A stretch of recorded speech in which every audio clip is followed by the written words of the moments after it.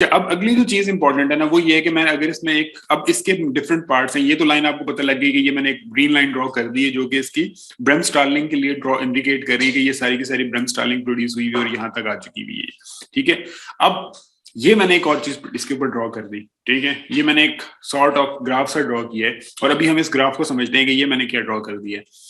ہوتا یہ ہے کہ جو یہ والا پارٹ ہے انرجیز کا, یہ جو سارے کا سارے ایریا ہے, یعنی کہ جو اس گرین کے علاوہ نظر آ رہا ہے آپ کو, یہ سارے کا سارا نا اندر ہی ختم ہو جاتا ہے, یہ ایکس رے ٹیوب سے باہر نکلتا ہی نہیں ہے. اس کی ریزن کیا ہے کہ جتنی انرجی کم ہوتی ہے اس کا اتنا ہی چانس ہوتا ہے کہ وہ اتنی ہمت ہی نہیں ہوتی کہ وہ ایکس رے ٹیوب سے باہر نکل سکے. ابھی ہم وہ ہمت کی والی بات پوری ڈیٹیل میں ڈسکس کریں گے, لیکن ابھی آپ صرف یہ سمجھیں کہ وہ فلٹر ہو جاتی ہیں, وہ وہیں پہ اٹینویٹ ہو جاتی ہیں, وہیں پہ ختم ہو جاتی ہیں, وہ باہر نہیں نکلتی. تو یہ جو گرین لائن ہے یہ وہ ایریا ہے جو کہ ایکس رے ٹیوب سے باہر پہنچے گا,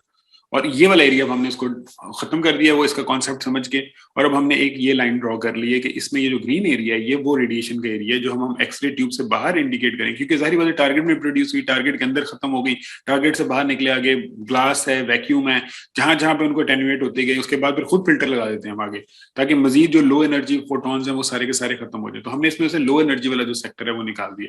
اب اس کے پارٹس میں کیا ہوتا ہے کہ یہ تو وہ لائن آگے ڈیش لائن ہے جو کہ تھیوریٹیکلی بریم اسٹارلنگ اسپیکٹرم ہے, لیکن یہ پریکٹیکلی ہمارے پاس باہر نہیں نکلتی. تو لیکن ہمیں پتہ ہے کہ یہ یہاں پہ پروڈیوس ہوئے تھے سارے, اور یہ سارے کا سارا ایریا جو ہے نا یہ ہم نے پورے کا پورا اندر ہی ختم ہو گیا اس کے. دوسری چیز کیا ہے کہ جو لو انرجی کٹ آف ہے وہ یہ کہ determined by the filtration of the X ray tube. یہ جو پوائنٹ ہے جو اسٹارٹ پوائنٹ ہے اس کا اسپیکٹرم کا, یہ ڈیپینڈ کرتا ہے کہ آپ فلٹریشن کتنی ایڈ کر رہے ہیں. اگر آپ زیادہ فلٹر کرتے جائیں گے تو یہ آگے کو چلتا جائے گا, کیونکہ جو لو انرجی کے فوٹونز ہیں وہ سارے کے سارے اس میں سے نکلتے چلے جائیں گے.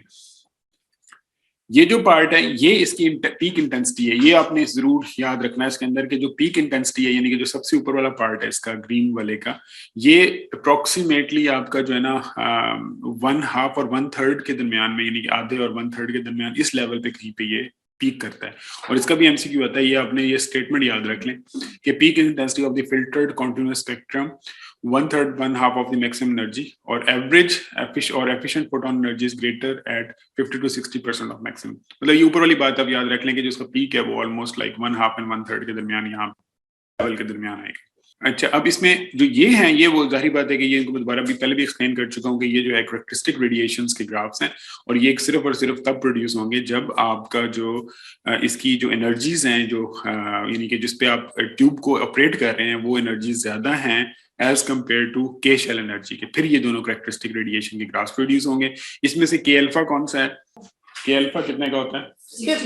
58, تو کے الفا یہ ہے 58, ہاں 58 نا, اور کے بیٹا جو ہے وہ 60 ہے. ویری گڈ, تو یہ 68 والا گراف ہے, یہ 58 والا گراف ہے, اور یہ سپر امپوز ہوا ہوا ہے, یعنی کہ یہاں تک تو بریم اسٹارلنگ پروڈیوس ہوئی ہے, جو اوپر والا حصہ پروڈیوس ہوا ہے یہ کریکٹرسٹک کی وجہ سے پروڈیوس ہوا ہوا ہے.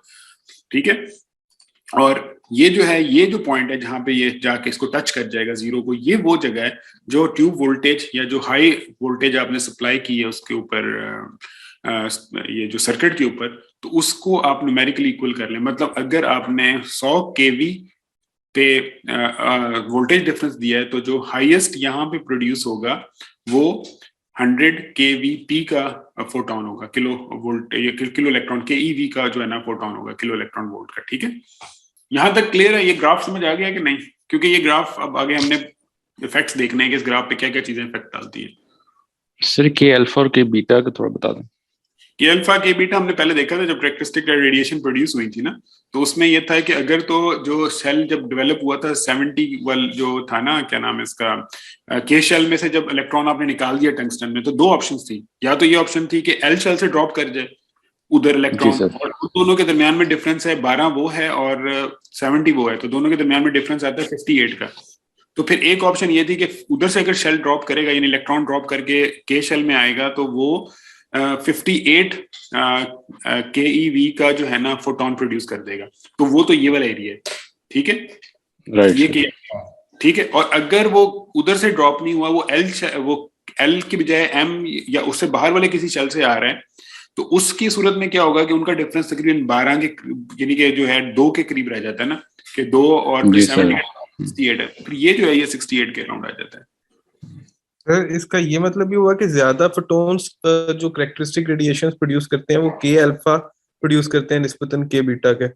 چانسز زیادہ ہی ہیں کمپیریٹیولی, مطلب اس میں یہ ہے کہ تھیوریٹیکلی وہاں سے آنا زیادہ ایزی ہے ان کا ایز کمپیئر ٹو دوسری جگہ سے. تو کے الفا نارملی تھوڑی سی زیادہ ہوتی ہے کے بیٹا سے. ٹھیک ہے.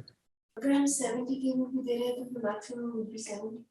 جی, اگر 70 کے وی پی پہ ٹیوب آپریٹ ہو رہی ہے تو یہ والا جو پوائنٹ ہے جو میکسیمم فوٹون انرجی باہر نکلے گی, جو کہ ویسے چانسز سب سے کم یعنی کہ مطلب منیمم کوانٹٹی میں ہوں گے,